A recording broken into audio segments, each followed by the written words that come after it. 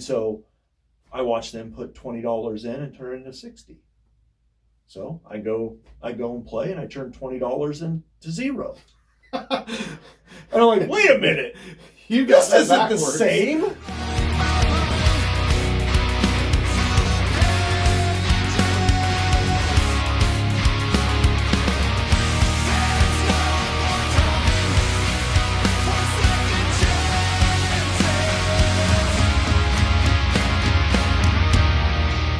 Eddie, you collect baseball cards and football cards and such. I do. How's that working out for you? You got a lot of those? I've got a ton.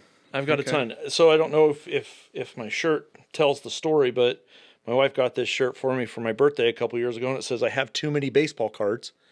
So is that her version of too many, or is that your version of too many? You know what? I don't think I can ever have too many. I say the same thing with guitars. Right. So right. I feel you. You love them. You just keep buying them. Yeah. It's a problem. It is. So, you sell those cards also. I do. So I own a sports card shop, Home Plate Sports Cards in Oskaloosa. Since I was... That's Iowa, by the way. Yeah, Oskaloosa, Iowa, not Oskaloosa, Kansas. I did have that mistake once. There's an Oskaloosa, Kansas. There is. Did not know this. Yeah, I did a show down in St. Joe, Missouri, and they're like, we didn't know there was a card shop in Oskaloosa, Kansas. And I said, there's not. This is Oskaloosa, Iowa. And they're like, oh. And I'm like, sorry that we're better than Missouri. No need to get snooty about right, it. Exactly. Sorry. but no. Opened that back in 2020, right around COVID. Okay. So been doing it for 5.5 years, and it's been great to live a dream that I've had since I was 13. Okay. And you do shows as well. Yeah. I actually traveled quite a bit for shows this weekend. Did a show just yesterday in Cedar Falls, and then the day before I actually drove up to Jefferson, Iowa, to check one out more on the buying side than the selling side. So do the sales they go pretty well at these shows? Yeah. And really it depends on kind of what you have. A lot of my stuff is more for the collectors rather than the investors that are looking to spend a lot of money. Okay. But yeah, they go pretty well. Now, do people spend a lot of money at these shows? Man, I know that on Saturday, I was probably one of the lower purchasers, and I spent $300. Okay. So I bought about 6,000 cards for about $300. But there are a lot of guys that will spend thousands or even tens of thousands. And when I say guys, I'm not necessarily talking about adults. There's a lot of kids that will, during these shows, will just pull out a huge wad of money and drop $600 or $700, even up to $1,000 or $1,500 on a single card. Wow. Yeah, it's crazy. So I have to ask then, and this is coming from a place where I spend ridiculous amounts of money on music equipment, mm-hmm. and so I'm not poking at anybody when I say this. Yeah. That seems like a lot of money to be spending on cards. It is. That's the passion that I have, and that a lot of people have, just like you and your music. Unfortunately, I can't take my cards and create masterpieces with them like you do. But I've yet to do that. No masterpieces yet? No masterpieces. Okay, well... I mean, there's some pieces, but... We'll just leave it at that. Yeah. But I get enjoyment out of purchasing the cards. I get enjoyment out of searching through and finding that hidden gem. Right. And so it really gives me that high, if you will, of, oh man, what's in the next box and what's in the next box. And instead of just searching through the boxes at the show, I like to just buy them and take them home, kind of like a squirrel with a nut. Right? I'm going to take that box home to the shop, and then I can just look through it then. Do a lot of people do that? Or are they more I'm going to search for the one card that I want? I have the luxury of having that retail business where, if I buy 6,000 cards and let's just say 4,000 of them are the lesser quality cards, then I can sell those to people that collect sets and stuff, right? So I have an outlet for pretty much anything. So a lot of people don't buy big collections like that. They're more looking for, if they collect like a player or a team, they'll go more that route. Or if they're looking for that hot new player that they can buy a card for $200 or $300.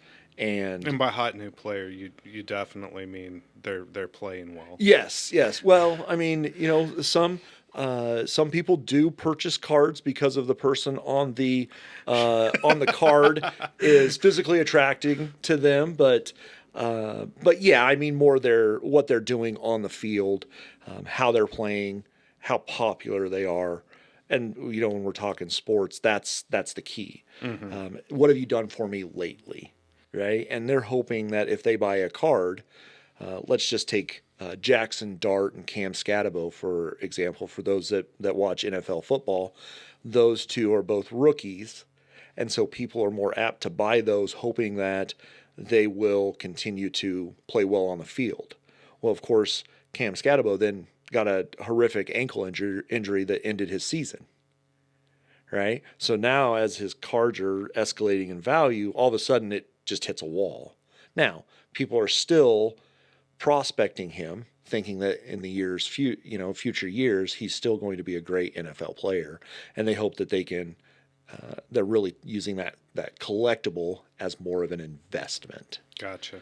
So now, these people that are buying your cards, they're all ages, I'm assuming. Yeah.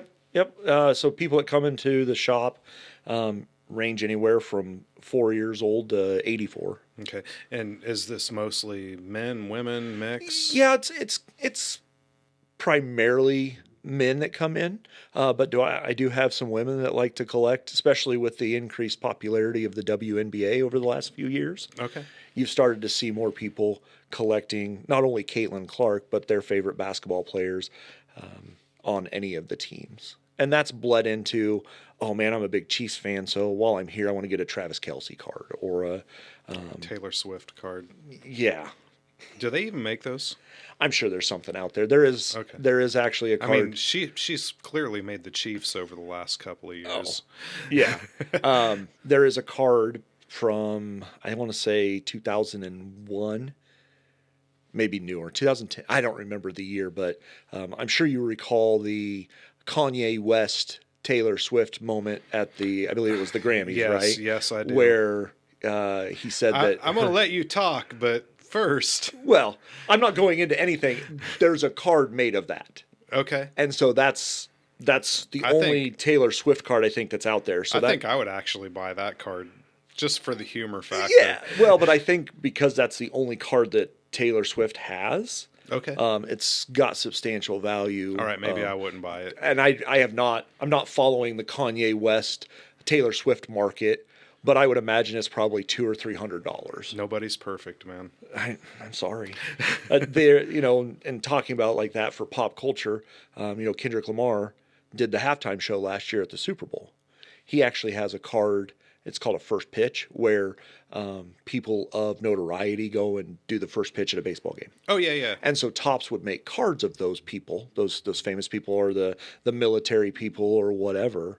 And Kendrick Lamar actually has a couple different versions. Okay. And they, during that time, were selling in the $50 to $100 range. Now, do you sell those cards also? Yeah, if I get them. I mean, when I go through collections, I always hope. When I buy these 100,000 or 200,000 card collections, Good I always Lord, hope. how much do one of those things cost? I can typically get 100,000 or 200,000 card collection for somewhere between 1,500 and 3,000. Oh, okay. That's So- far cheaper than I thought it would be. Yeah. But there's a lot of, when I buy collections, there's a lot of the common cards that aren't worth a whole lot mixed with, a mid-range and then maybe some higher end cards. So I buy those because How long does it actually take you to go through those cards? depending on how well they're organized to begin with, it takes me about 2 hours to go through a 5,000 count box. Oh, wow.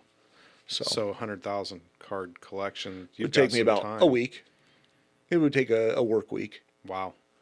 So Okay. it's hard, because I do have a full-time job at MCG, and I've got a family, my wife and my 4 boys that I want to spend time with them. So it's Okay. just a juggling act. Now, do your kids, do they enjoy this with you, or? I think they enjoy spending time with me, but they don't necessarily do anything with the sports cards. My middle 2 boys are big Steelers fans, and so they like if I get a cool TJ Watt card or something like that, I'll see if they want it, but most of the time they don't. Okay. So So looking at, the people that are coming in and buying, you said that they're dropping some serious cash every now yeah, and again. Do you ever get concerned the volume of money that they're spending on cards? Granted, I know that it's good for the business's pocketbook that oh they're yeah, doing that, but yeah. is there ever a concern that, hey, these people are spending a lot of money on these cards? It can get very expensive. It really can, and luckily at my shop, I kind of cater to that lower end, right? I've got 10-cent cards, I've got dollar cards, I got $3 cards, $5 cards. That's where my sweet spot is.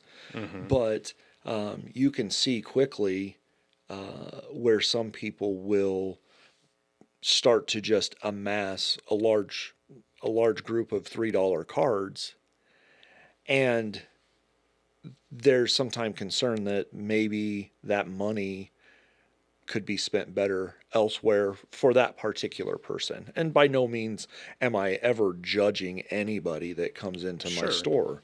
I want my store to be a place of and not to get like too preachy or anything like that, but I want it to be a sanctuary where people can come and just decompress and And whatever. But enjoy what you have. exactly. But sometimes, when I go and look at it, it's like, you know, I don't want to say that they're addicted to cards, but I think that it's possible that people are. Yeah. Which is interesting, because I, look at some of the people that I hang around with, and bouncing back and forth here between music equipment and music and baseball cards, things like that. It's pretty telling sometimes that maybe some people are spending in excess of what they can, and you use the word addiction, and that's kind of actually what it is as a Yeah. spending addiction for certain things. Now the good news is at least there's something tangible at the end of it, but it's still it can be problematic. Yeah. A lot of times, I've talked to some people. Actually, I talked to a guy yesterday at the show, and there's a what they call social buying platform where you can go on and it's all live auctions. It's called Whatnot, and they don't just sell baseball cards. They sell jewelry and clothing and shoes and purses. But for a conversation, this guy was talking about. He's like, I found Whatnot and it's amazing. And I'm like, yeah, you can really find some good deals, but it adds up real quick. And he goes, yeah. My wife came to me and said, with the credit card bill, and said, what's this $1,200 to Whatnot? And he's like, well, I was buying cards, and she was upset that he'd spent $1,200. I can't imagine any wife being upset for the husband spending $1,200 on something. Right. And and he was flabbergasted because he had no idea. And that's if you're not careful, you can really fall into, not necessarily a trap, but just it's so the adrenaline of a live auction, and oh, I've only got 5 seconds to bid, I better bid, and you just keep bidding, right? And at the end of the day, he spent $1,200. Is it going to, when we talk about addiction, of course, our minds go to, drugs and alcohol, right? Right. And those addictions are terrible and can completely destroy not only the person that's using's life, but the family and friends around it. And while the addiction that I speak of sports cards is nowhere near the risk to life as something like that, I really feel that if not handled correctly and not enjoyed as a hobby, can really be life altering. If you're not diligent and you're not paying attention, and if you're using it to cope. Yeah, and I think that the interesting part about that is, especially when you're talking about like websites, I believe that there are a lot of websites that have really taken that whole adrenaline rush and that number one and number two convenience, and they have really kind of exploited people in the end. I look at Amazon as another great example. They have made it very easy for people to shop and oh, hey, I can get a good deal right here. This is $3 cheaper than it is anywhere else, and I can have it tomorrow. Right. And I don't have to leave my house. Yeah. Right. And then you open your door and you've got 25 packages. Yeah, the Amazon ferry showed up, and man, it's you didn't a have great to put thing. your tooth under the placemat. Yeah, you didn't have to put your tooth in. Right. Exactly. Nobody So- cares if you got your teeth out when you're buying online. Right. Yeah. It really goes. It's deeper than just making those purchases, right? If somebody is buying, they're buying because of something, right? Now, granted, there's all things that we need to live, right? But if you enjoy buying shoes, how many shoes can you wear, right? Ooh, you're talking about shoes. I mean, that's dependent. That's highly dependent. There's going to be a lot of people that are going to give you a lot of different answers on that one. And I completely understand that. If you're buying shoes to match your outfits and stuff like that, that's understandable. See, but I'm a dude, so brown matches pretty much everything. Pretty much. And when you don't have brown, you have white, and as long as you keep the white ones clean, then you're golden. Right. Exactly. So I'm saying 3-4 pair tops. Oh yeah, I got 2 pair. Oh. I got my work shoes and I got my card shoes shoes. So, but everybody, I don't say everybody because everybody is very, all encompassing, but in life, we as humans, we want to find joy in life, right? That's that dopamine. We want, with so many people fighting anxiety, depression, things like that, any opportunity to get that dopamine and, again, not making light of drug or alcohol addiction, but to get that dopamine hit, what are you doing in life that gives you that dopamine? Right? Yeah, and that's a lot of things could be doing that. Yeah. With that, obviously when you're talking about the spending addiction part of it, we're looking at a situation where, it's clearly affecting people's lives, maybe not necessarily in the same way that drug addiction's going to or anything like that, but when you compare it to something like gambling, you are kind of hitting that same addiction area. Yeah. Yep. Gambling is another thing that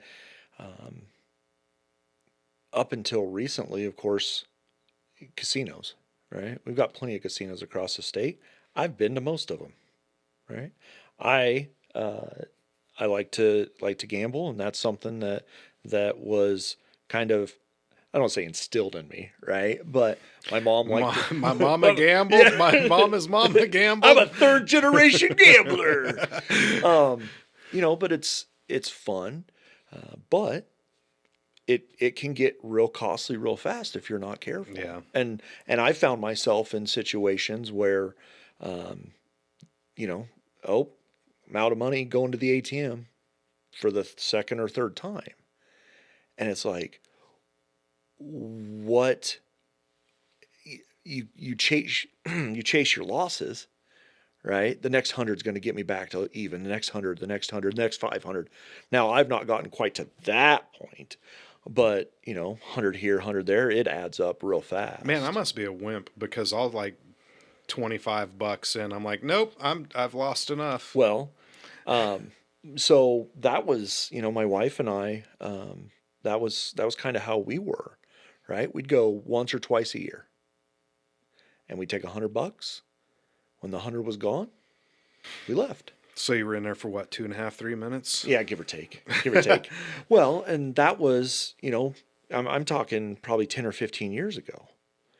And so as everything else gets expensive, your bottom, we just play slot machines, right? We aren't table people. You'd go from your minimum bet being, you could do, on the penny machines, you could do like a 25-cent bet, right? $100 lasts forever on a 25-cent bet. True.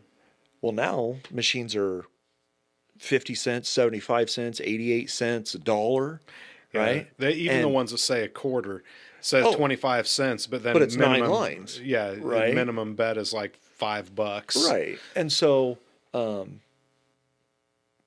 we just started, her and I started to go more and more, and it doesn't help that social media, right? YouTube. You can go out right now and watch people play slot machines. There are content creators that go to casinos and play slot machines. That sounds like terrible viewing. I watch it all the time. Man. And it's like, but that's where the addiction comes in, right? And so I'm watching these people bet their money, and I'm like, well, if they're doing it, why can't I? Right? And so I watch them put $20 in and turn it into 60. So I go and play, and I turn $20 into zero. And I'm like, wait a minute, you got this that isn't backwards. the same. And so I need to rewatch that video. and so it's with the increase of social media and being able to just sit and watch people do these things. Okay. Now you laughed when I said that, I said that you can go on and watch people gamble. It's the same thing with cards. I can go out and I can watch Joe Blow open a box of cards, right? Mm-hmm. Now this box of cards, it may be, when I was a kid, you get a box of cards for $25 or $30. At the most, as I was growing up, they were 100 or 125 for the high end stuff. Now, and I could do 4 podcast hours of why everything's so expensive, but now the cheapest ones are 125. Oh, wow. And boxes, I kid you not, there are some boxes out there that are $35,000 for a box. And how many cards are in this box? I think that one's like 100. Is it? I don't remember because, of course, I don't have $35,000 to spend on it because, I turned 20 into zero. But they are very, they're filled with these special cards.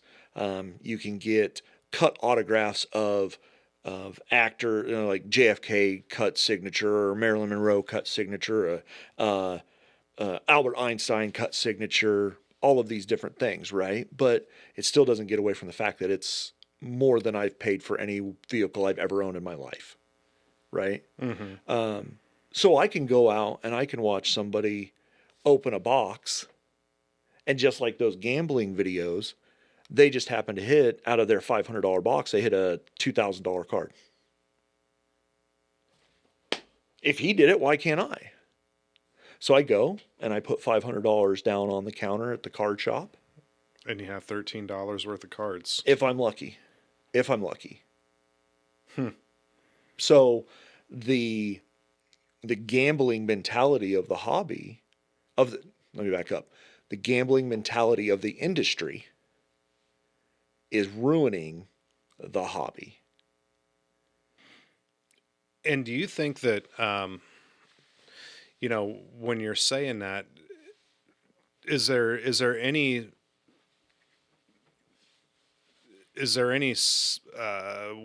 how am I going to say this? Do the clientele ever notice that and they back off, or do they keep chasing that dragon? Um, if they have the funds, they will keep chasing, and that's where the whatnot comes. Um, where that mentality of on whatnot is. You don't talking about. You know, you can go on Amazon and buy something and it's here.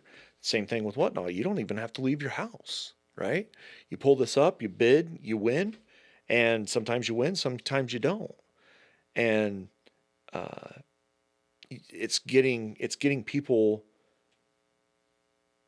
used to chasing and chasing and chasing, and they will, just like gambling, you don't always lose, right? My wife and I, we went 2 nights in a row and hit almost $1,000 jackpots in 2 nights in a row, right? We're on this huge euphoric high, and the next time we lost 400, right, or whatever it was. Mm-hmm. And so you don't always lose, but you win just enough to get you to come back. Right. And right. so that's when you're opening those unsearched boxes of cards. If you open your first one and you hit something big, well, maybe the next box is going to be better. And then you don't get anything in that next box, and if you're not careful, that's where you can really find yourself upside down real fast. Now, have you ever seen, some of your patrons that are coming into the shop? Have you ever seen them hit really big on those cards? So I carry very little of that type of product. So when I say that type of product, that's the unopened boxes where it has packs in it.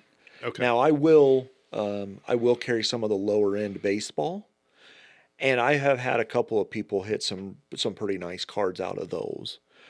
But because those boxes in general are so expensive, when I sit back and I look at my the way I run my business and the way I enjoy the hobby, I have a lot more fun going and buying 6,000 cards for $300 and then looking through them, finding the hidden treasures, and then selling those.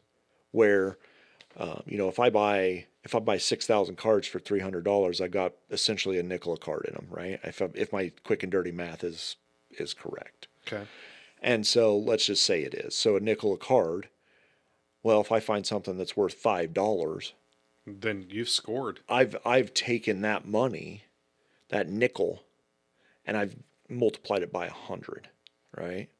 Now, granted, it's only $4.50 on that one card, but if I only need to find 70 of those in the box of 6,000 cards to make my money back, right? Mm-hmm. If I buy a box for 500, and let's just say for easy math, there's 10 packs in there, so each pack's $50. My cost is 50. Well, I can't mark it up 100 times, right? Mm-hmm. Because now we're talking a $5,000 pack. So my margin on that unopened product is so low that it doesn't make sense for me to do that, right? Sure. And I don't have fun doing that, because the reason I mark it up 50% is because I know that I'm going to open one or two or three of, I'm just going to open some packs when I get bored. So if I don't have somebody coming in there and buying them instantly and on a regular basis, I'm going to eat away in my margin. Okay. Right. And so if I buy a collection, there's no way for me to eat into that eat into the margin, because unless it's an actor or comedian autograph, I don't care. Gotcha. So Now, in the areas where you've been around, like at these card shows and stuff, talking about the big wins, have you ever seen anybody take a pretty significant hit on buying? Well, most of the time you're going to. Um, I don't I don't see a lot of people opening product. There's product at shows. I just don't see, because I'm doing my own thing with my customers and stuff. But I've seen people buy, $1,000 box and come away with $13 worth of cards, and it's just it's really just a kick in the stomach of, man, I just spent $1,000 and there's really nothing to show for it. And that's where that addiction of, okay, what's the next one? What's the next one? Sure. Give me another box. Give me another box. And see, that's where I struggle just a little bit because, like I probably spend, I'm probably repeating myself, but I probably spend too much money on music equipment. But Yeah. there's residual value on that. So if I find a guitar that I want or Yeah. a specific instrument pedal or something like that, I'm clearly going to lose a little bit of money off of it because now it's a used product. But I could still turn that around and get some of my money, most of my money back. So it's kind of hard for me to go, oh yeah, I totally get it, where somebody would spend $500 on something and have $13 worth of product. That's a hard concept to grasp. Yep. Yep. Yeah, it's just, it really, the industry over the last 20 years has really just slowly and slowly and slowly gone more to the get rich quick, the gambler, that kind of stuff, where they're not really doing it for the enjoyment of set collecting, or I really like this player, so I'm just going to buy them, or a team. It's just, I want to get the hottest card. I want a chance at it. And so I'm going to spend over the long haul, I'm going to spend 10 times what it would cost me to just buy the card for the chance of pulling the card. Because there's really no adrenaline rush. There's no dopamine hit. If I just go up to a guy and say, yeah, I like that Frank Thomas card. I'm just going to buy it for $500 versus opening 10 $500 boxes and hitting that same card. Right. Right. And your odds go way down too, probably. Yeah.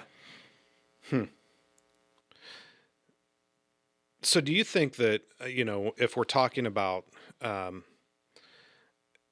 addictions and things like that for spending, obviously, that addiction fuels a whole lot of business in this country. It does. How do you reconcile that as a small business owner yourself, knowing that there are probably people that are spending in excess of what they should be, and reconcile that with, this person probably shouldn't be spending this much money? Yeah. It's a really good question. As a business owner, I'm there to make money, right? I need that money to buy new inventory, to pay my building payment, to the electricity, all that overhead. But at the same time, the last thing I want is for that person to leave feeling like they didn't get value in my store. Right. And that's part of the reason why I really don't carry that high end unopened product. Because if little Timmy's been mowing yards for all summer to get $150 to buy 3 packs of the new football in the hopes of getting the new rookie, and he doesn't do that, he buys those packs and just gets nothing, he's not going to understand, and he might, but he's going to be disappointed. And then in turn, his parents who may or may not have known, I would hope they knew, but may or may not have known that little Timmy just dropped $150 on 3 packs and got nothing, then they're upset. And my goal is not to upset people. My goal is to be a proponent of the hobby, not necessarily the industry, right? And so the hobby of collecting sports cards for me is vital in what I do at Home Plate Sports Cards. So you come in, I've had people come in, friends, and they're like, what should I invest in? And I said, if you're looking to invest, you should probably put that money in mutual funds. I'm Probably good advice. right. These are collectibles. They are not tools for investment. They are for you to enjoy. And if you just happen to, Cal Raleigh just had an amazing season with the Seattle Mariners. I couldn't give away Cal Raleigh. I had one guy asking for him. His rookie was in 2022. And he has this great season. And now people are asking for him, right? The one guy that was asking for him back 2 years ago, he's the one, and he's a Mariners fan, right? He wasn't buying Cal Raleigh to invest in him. He was buying them because he's a fan. Exactly. Now, if that guy had bought 17 copies of every Cal Raleigh card and decided, you know what, I only really need one copy, and he turns the $100 that he spent on all of those into $2,000, kudos to you.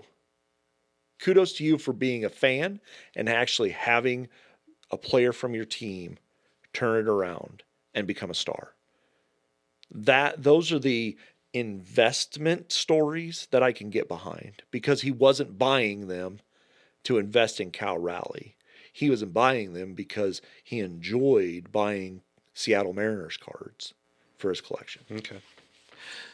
So while we're on the topic of the cards, kind of walking away from the addiction subject here for just a second, I imagine there's a lot of people that would ask this, and I'm going to be one of them because I have just never been around it. What is the appeal of cards? Is it just the love of sports, or is it what it really is that? That question is an amazing question, because what that does is that lets me talk a little bit about this hobby, right? And so I was actually, again, talking to customers at the show yesterday, and it was a dad, and he had his two, one was a teenage boy and the other one was preteen, right? And I said, the amazing thing about the trading card hobby, and when I say trading card, I deviate from just sports cards to talk about Garbage Pail Kids. And hey, I do remember Garbage Pail Kids. They're awesome. They're awesome. They still make new ones to this day. I did not know that. Yeah. They're not quite as valuable as the old ones. Oh, the old ones were amazing. Yeah, especially Just that first series. Offensive and vulgar as all get They were out. great. They were great. But, I said the hobby of trading cards is so great because there are so many different ways to collect them. Okay? So when you talk about the appeal, I used to collect a certain player, a basketball player named Latrell Sprewell. Okay. I think I recognize. So he was infamous for choking his coach PJ Carlissimo because he wasn't getting the playing time with the Golden State Warriors that he felt he needed. He got suspended for half the season. Ended up going to the Knicks. Finished his career with Minnesota Timberwolves. Right. Collected him. Got a huge collection of his. And just enjoyed it. And the only reason I collected him is because back in 1993, I traded a Frank Thomas Score Hot Rookies card for Latrell Sprewell 93-94 Inside Out insert card. It was the first basketball card I'd ever owned, and that started my enjoyment of collecting his cards. So it was, okay, of the 1,200 cards that he has, how many can I get? So you've got that player collector that just wants as many copies as they can get of that certain player. You've got team collectors that just the Seattle Mariners collector. It's a perfect example. He's like, "What do you got for Mariners cards?" And so I just sold him Mariners cards. You've got set builders that complete sets. I've got multiple people that come in and they'll be working on anywhere between 50 and 100 sets at any given time. Wow. And then they just buy the cards that they like for their sets. So do they, for these cards, I'm asking from a place of complete ignorance here. Yeah. Do they have like every season they put out like the entire team? Or is it like you get their rookie card and then a few years later they put out a new card? How's that work? Yep. So every year the company, so right now there's kind of been there's a shakeup, and I again won't go into that because that's a whole podcast on its own. But there's been a shakeup. There's two companies that really create cards for your baseball, basketball, football. You've got Topps, that's now owned by Fanatics, Fanatics is a company that made like sportswear and stuff. They recently acquired Topps, and then you've got Panini. Well, Topps had the license for baseball, so they were the only ones that could create cards with baseball logos on them. Okay. So Panini would make cards, they just wouldn't have logos. The opposite was true for football and basketball. Okay, so Panini had the exclusive rights for NFL and NBA. So Topps could have created football and basketball cards the same way Panini did without logos. Topps decided not to. They put all of their eggs into the baseball card basket. Right? Okay. Now, recently, there's been like I said, a huge shakeup, and now Topps owns exclusive rights for baseball, football, and basketball. And so now Panini's scrambling because that contract with those leagues is starting to run out. And so that's what I'm talking about, the whole shakeup. But to answer your question, each year they would put out a new set. Okay. And so the first year that the player is in a set typically is considered their rookie card. And so they would get a rookie card, and then those sets would also have the stars of the league and some of the more utility players. You're not, especially in football, you're not going to get a card of an offensive lineman very often because nobody's really looking for an offensive lineman to collect because it's kind Poor of dudes. I know, right? My son's an offensive lineman, and when he plays in the NFL, I'm hoping that he can get a card. But so while a full roster of all of the football players would be 1,500 players. I think it's a 50-man roster or whatever it is, right? You're going to, typical set's going to be 100 cards. Okay. So, and they do that, but they do that every year. So if you like a set, you're going to work on building this set this year. And then next year, you still need cards from this set, and this set comes out. And so it's just perpetual. Gotcha. And that's clearly how they stay in business. Yeah, of course. Of course. Okay. What do people do with these collections? I mean, are they showing those collections? Are they just looking through them at home? Are they collecting them to ultimately sell them? How's that look? It's going to differ really between all different types, right? Those set collectors, they're really probably not going to show those off because when you're talking about a set, like a Topps baseball set is, I think it's Series 1 is now 330 cards and Series 2 is 330 cards. What's the difference? So Series 1 typically it comes out usually, I can't necessarily remember, but I think it comes out like late January, early February.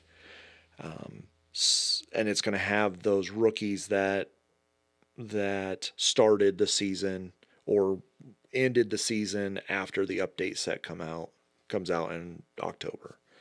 Then you have Series 2. Series 2 usually has those rookies that were called up during the first half of the season.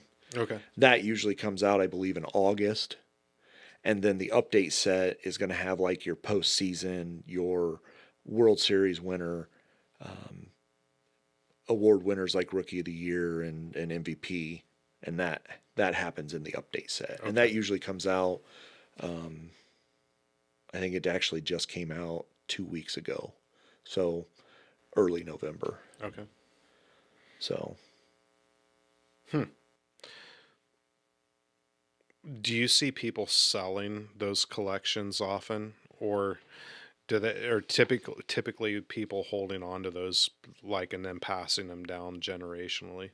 what I see a lot is you do have those people that will hold them and pass them down. What happens is that gets passed down to the next generation, and they just don't care, right? Matter of fact, yesterday while I was at the show, I got a phone call. I need to call him back.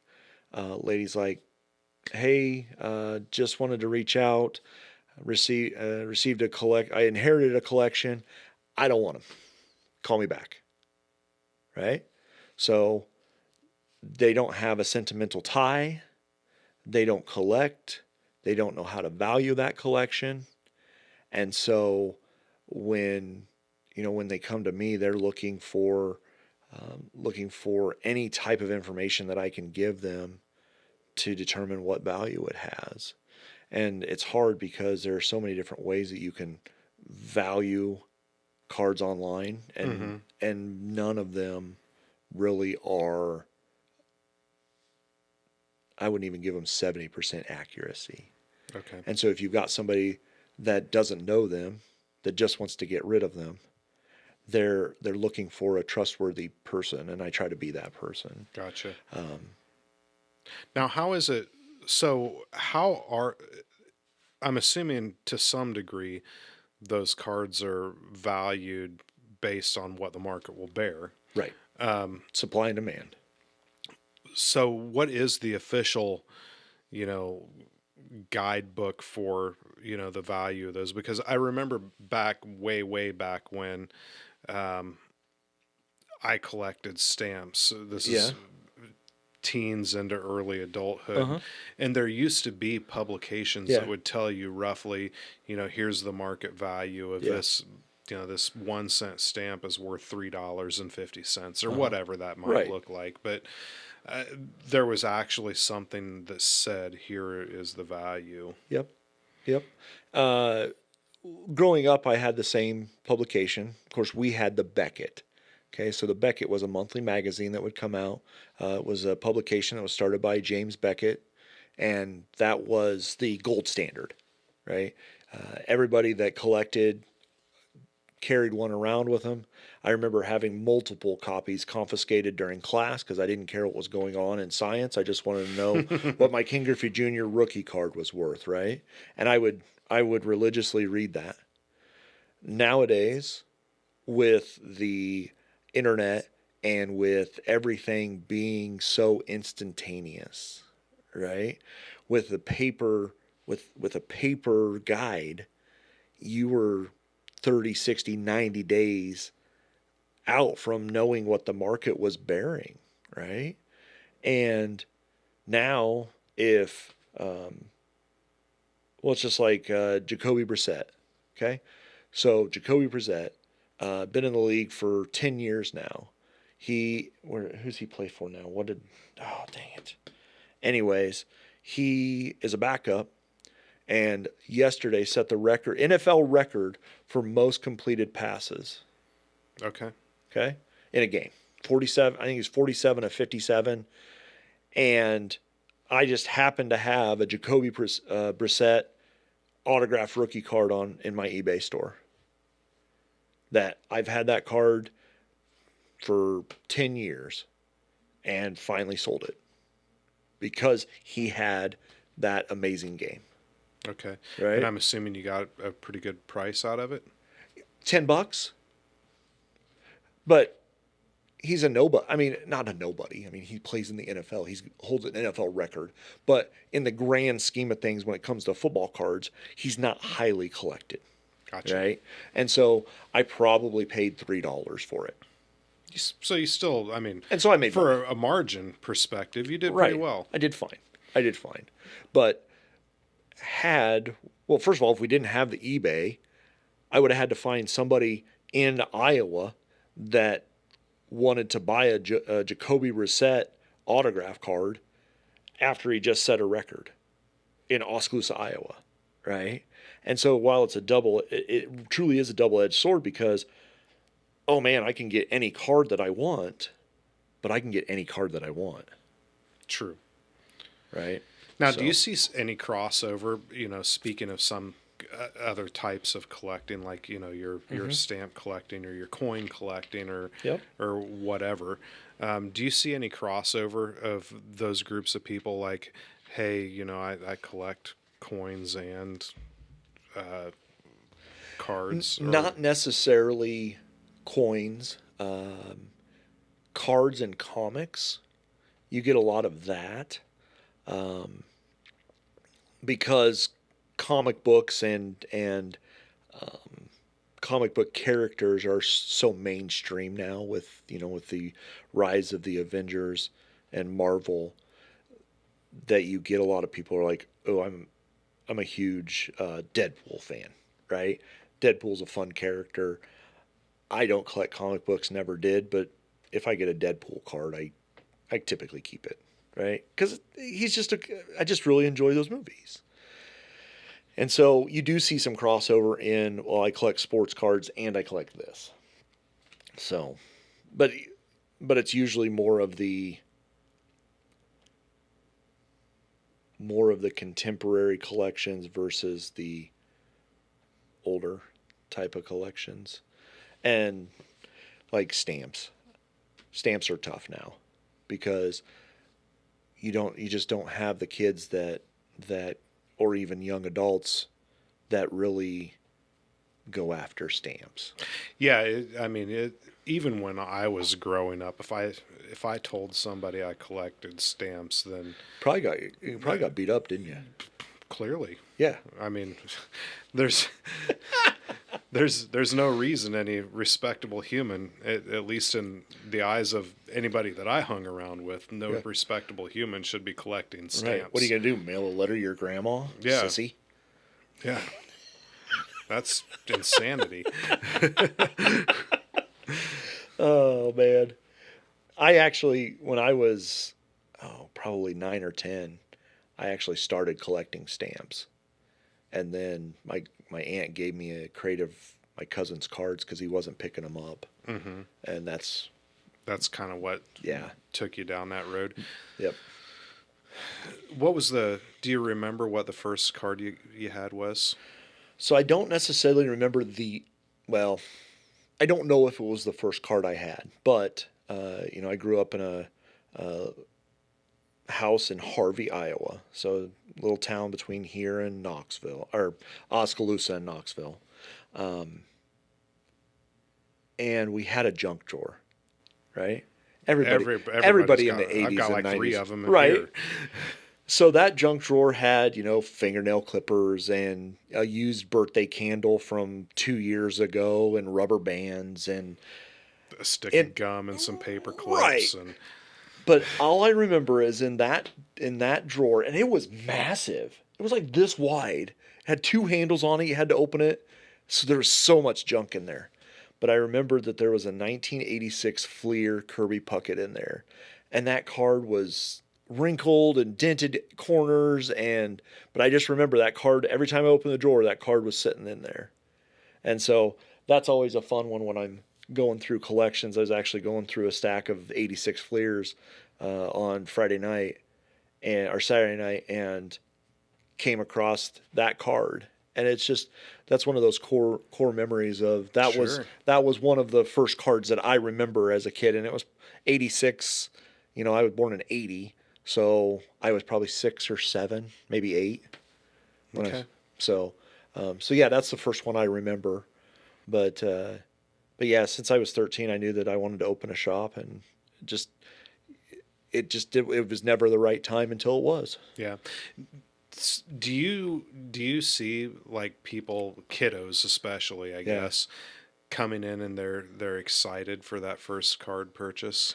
Yeah, I get a lot of parents that'll bring their kids in. Hey, we've been wanting to stop for a long time. We've just been busy, and which I totally understand, right? Everybody's got pulled in 18 different directions. So I always appreciate when people take time to come in and visit with me and get cards.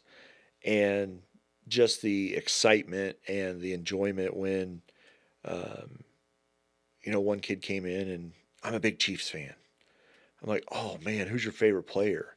And I'd start listing off players like, oh, do you like Isaiah Pacheco? Yeah, he's good, but no, I really like Travis Kelsey and Patrick Mahomes. And I'm like, all right, follow me, and I'll take them over to the Chiefs section and find them cards, and they're excited, and usually when they come up, I'll give them 2 or 3 cards for free. Again, because in the grand scheme of things, my margin on them is so good that it's not going to hurt me to give the cards away. But everybody remembers that. Mm-hmm. I've had friends for 25 years that have come up, and he's like, "Do you remember our first trade?" I'm like, "Sorry, man, I don't." And he's like, he was basketball, and he's like, "Yeah, I traded you some Latrell Sprewells that you needed, and you just really put a lot of time and effort and value, like giving me way more value than what I deserved for the cards." And I still to this day remember that, Okay. and that makes me feel good that he remembered that, me taking care of him. And again, he's my age, so we were 25 or whatever it was, and he still remembers that I took the time to care enough to make it an experience. Okay. So What is it that, if you were to tell people about card collecting, what's that one or two things that you would really, want people to know about? I would say that, going back to the conversation we had a little bit ago, where this hobby can be enjoyed so many different ways. It really can. And as long as we all understand that my way of collecting is no better or worse than your way of collecting, then we can all enjoy the hobby together.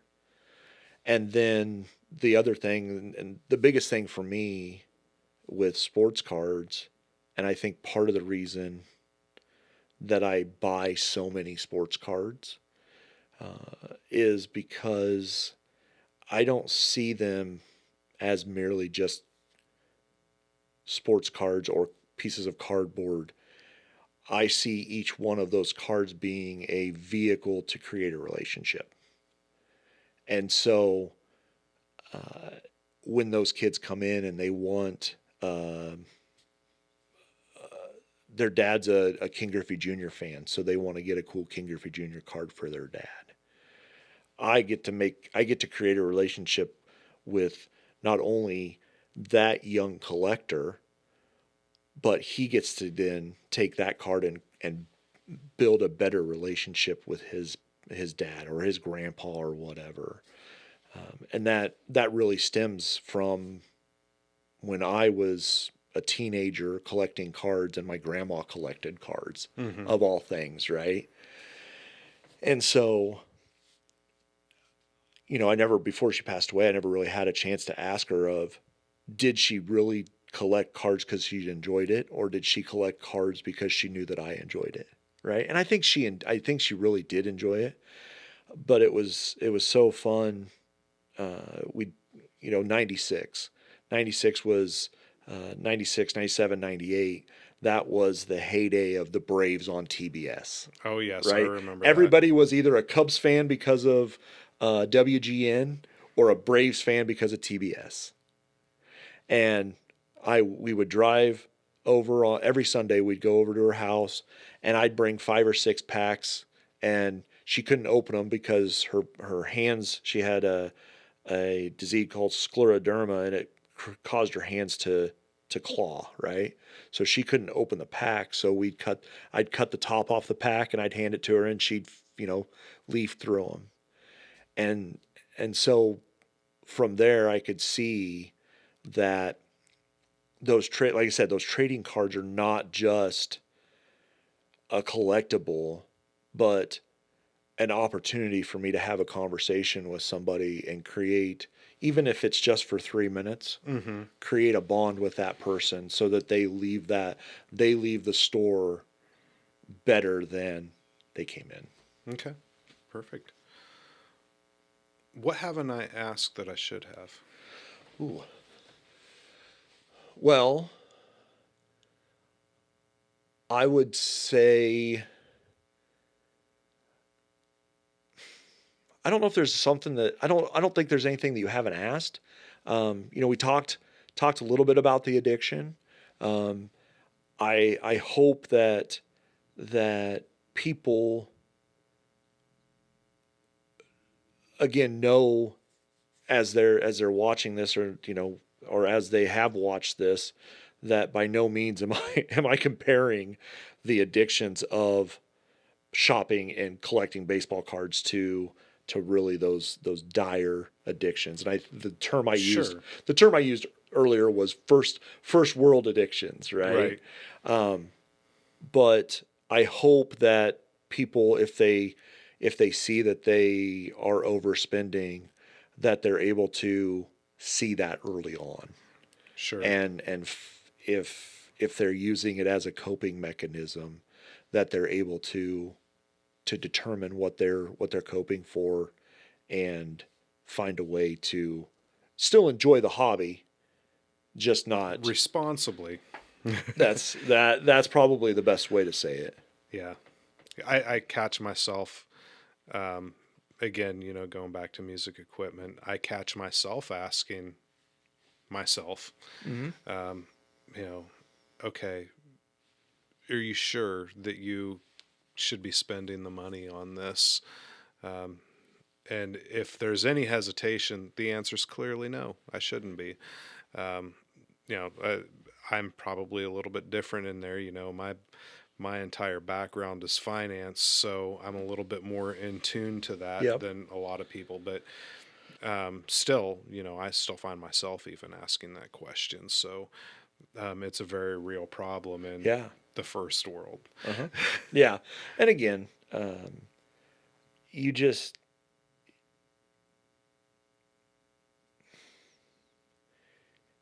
you want to make sure that the things that you enjoy in life don't become the thing that derails your life. Right.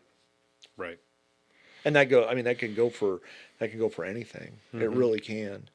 And I just hope that people will take the opportunity just to step back and say, like you just said, do I need to be spending the money on this? And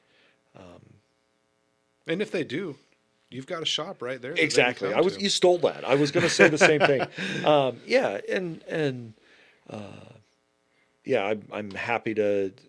I'm happy just to talk to people about the hobby. Yeah. I've got the one thing that I've noticed, again, going back to those relationships, right? I've had the shop open now it's going to be 6 years in May. And there's clientele that I haven't seen in 5 years, right? And I tell people, and I truly mean it, you don't have to spend a dime in my shop. I get the enjoyment out of just talking to people that I truly consider friends. And, I'm very fortunate to this point that I haven't lost any of my patrons. But I think that if something like that were to ever happen, they're not just patrons, they're friends. And that I really feel that stretches not just to people that are my same age, but really anybody that comes into the shop. And I know that sounds cheesy and cliche, but that's what I see sports Yeah. cards being. Because Is there's a bond. it is Yeah. 100%, 100%, and especially if somebody regularly is coming in and it's just like Cheers, right? If Norm didn't come in for a week, everybody'd be sad and concerned. Right. So, Hey everybody, I just want to thank you so much for watching my video. If you find these videos inspiring, if you like hearing the stories of everybody that we bring onto the show, please go to the page, like and subscribe, and share it with all of your friends. It would mean so much to me and all of the future people that we'll have on the show. So again, please go to the YouTube page, like and subscribe, and I look forward to seeing you on the next video.